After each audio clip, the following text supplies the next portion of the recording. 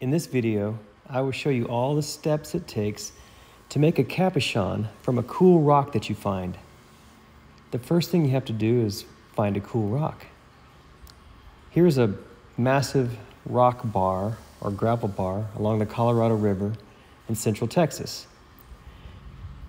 This rock looks kind of interesting. It's got lots of contrast. Let's take a look at it. It looks to be a fossil rock. I know from experience that these rocks can take a great shine. So we'll use this one. The first thing I do with the rock is get a slab from it.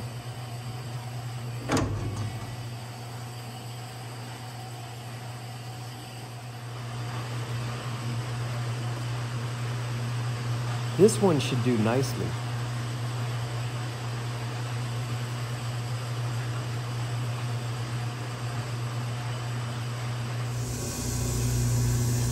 The next step is a fun one.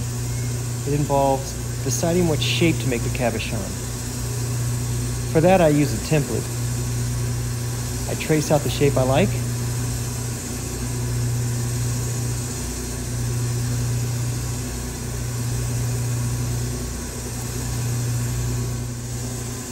In this case, it's sort of triangular. I had some more space available on the stone, so I put a nice oval shape as well.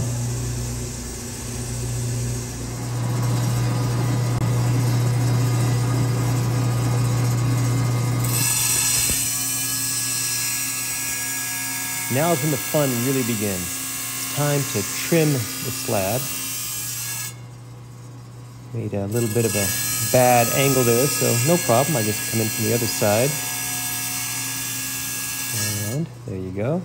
The idea here is to trim away as much of the excess slab as possible to make the next step a little bit easier.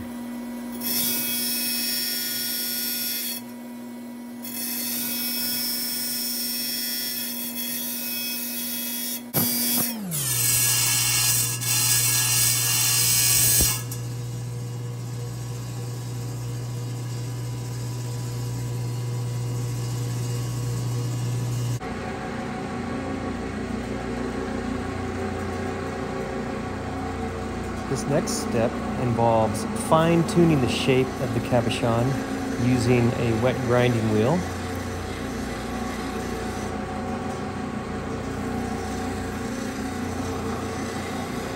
This happens to be an 80 grit diamond wheel.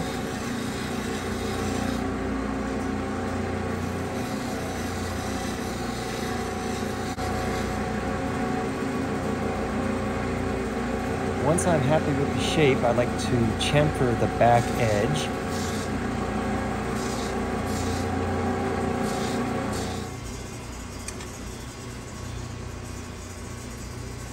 This next step is always fun. This is the step where I put the cabochon on a Dop Stick. Now the secret here is to make sure that the stone is hot, along of course with the Dop wax.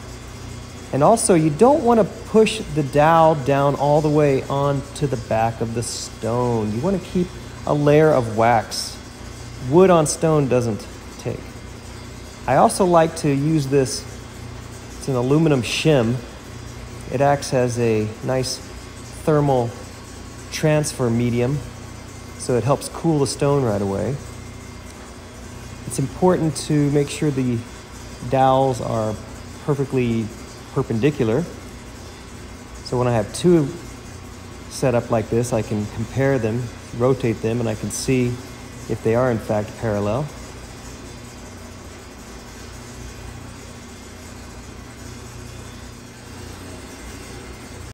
The cabochon is dopped and ready for shaping.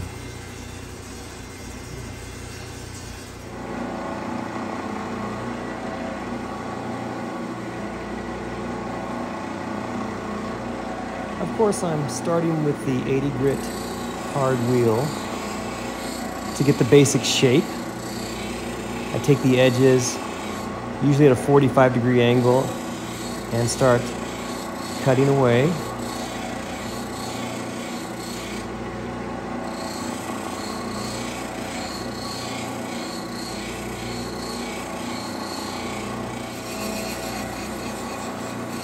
after about 5 minutes of cutting, I have my basic shape.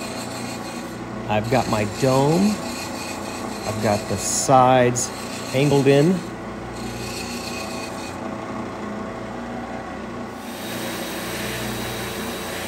Now this next step is super important.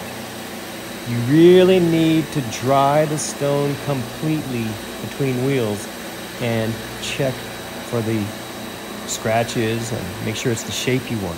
But you need to do that when the stone is completely dry, so I use a blower for that purpose. I guess I'm happy with this shape. Of course, there's absolutely no shine to speak of.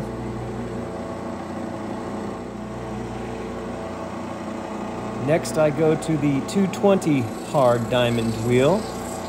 This is to fine-tune the shape and get rid of all the scratches from the earlier wheel.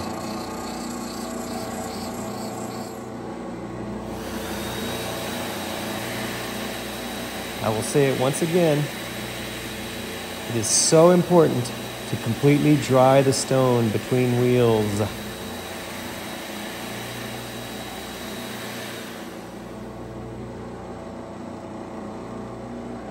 Still no shine.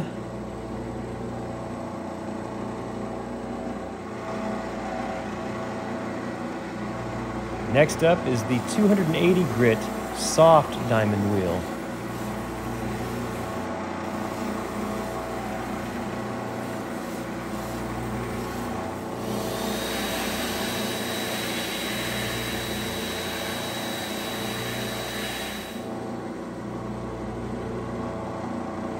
At 280 grit, with a hard stone like this, we are starting to see a little bit of a shine.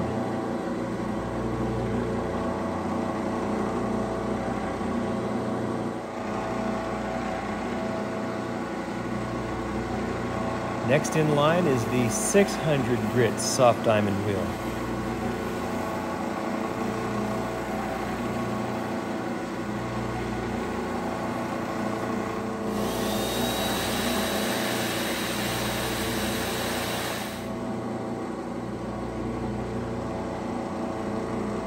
Well, finally, we're starting to see a decent shine at 600 grit.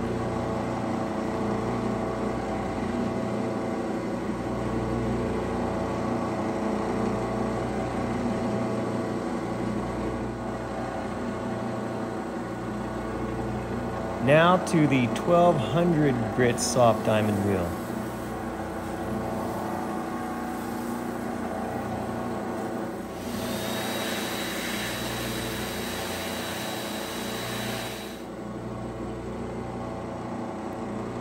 As you can see, at 1200 grit, we've got what looks like a pretty darn good shine on this stone.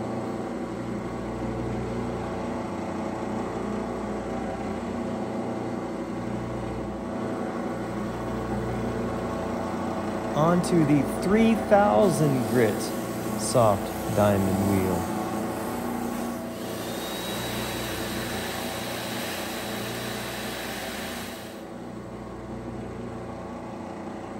After 3000 grit, this stone really pops.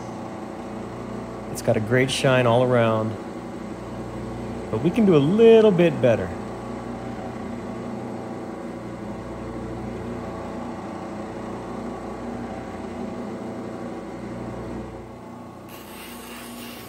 The last step is this 8000 grit wet diamond belt.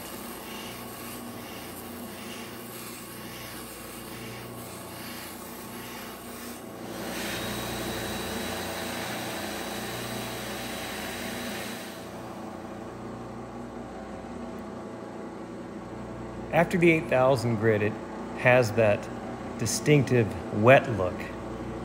I have a cerium pad I could use, but this has too many little vugs and little crevices, and it would make a mess with the cerium, so I'm just going to leave it at this.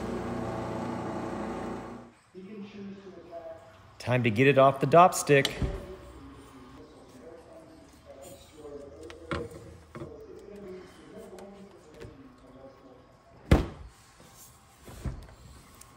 "30 minutes in the freezer is all it takes. It just snaps right off."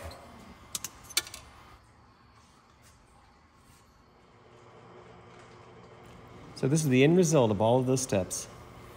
A beautiful shine, lots of interesting crystal vugs. I'd like to thank the ancient sea creatures that died millions of years ago to make this possible, and thank you all for watching.